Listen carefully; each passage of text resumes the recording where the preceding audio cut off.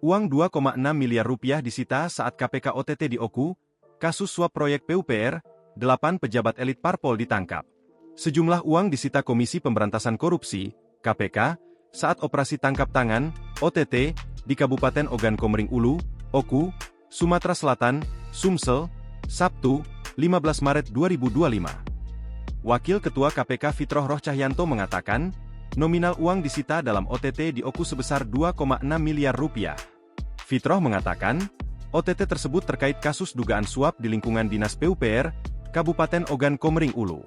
Proyek Dinas PUPR, barang bukti yang disita, 2,6 miliar rupiah, kata Fitroh dikutip dari Kompas.com, Minggu, 16 Maret 2025. Sebelumnya, 8 orang di Kabupaten Ogan Komering Ulu, Provinsi Sumatera Selatan yang ditangkap dalam operasi tangkap tangan, OTT, oleh Komisi Pemberantasan Korupsi, KPK, ini merupakan pejabat daerah, yaitu Kepala Dinas PUPR dan sejumlah anggota DPRD.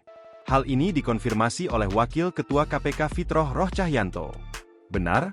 Ujar Fitroh kepada wartawan di Jakarta, Sabtu, 15 Maret 2025. Dikonfirmasi terpisah, juru bicara KPK Tessa Mahardika masih enggan bicara banyak terkait dengan identitas 8 orang yang terkena OTT KPK di Oku Sumsel ini. KPK mengungkap dalam OTT yang dilakukan di Oku Sumsel, pihaknya mengamankan 8 orang. KPK telah mengamankan 8 orang dari Kabupaten Oku, Sumsel, kata juru bicara KPK Tessa Mahardika Sugiarto kepada wartawan Sabtu sore. 4 dari 8 orang yang ditangkap dalam operasi senyap KPK adalah 3 anggota DPRD Oku berinisial FA, V, dan Kepala Dinas di Oku berinisial U. Diketahui juga dari 8 orang yang diamankan, 3 diantaranya petinggi partai di Oku mulai dari Ketua DPC hingga Sekretaris DPC partai. Disebut-sebut elit parpol yang diamankan berasal dari PDIP, Hanura, dan PPP.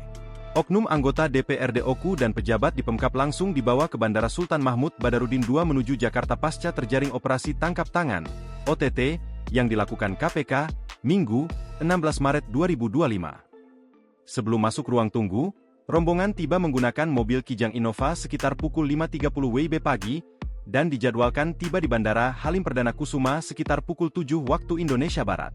Sebanyak 8 orang yang diamankan penyidik KPK, tanpa pengawalan ketat menuju pintu keberangkatan sekitar pukul 5.58 waktu Indonesia Barat. Tak ada sepatah kata pun dari tim penyidik KPK yang membawa ke ke-8 orang pejabat tersebut. Sementara sambil berjalan dan membawa tas koper, terlihat 8 orang itu menggunakan masker dan tangannya tak diborgol. Download Tribun X sekarang, menghadirkan lokal menjadi Indonesia.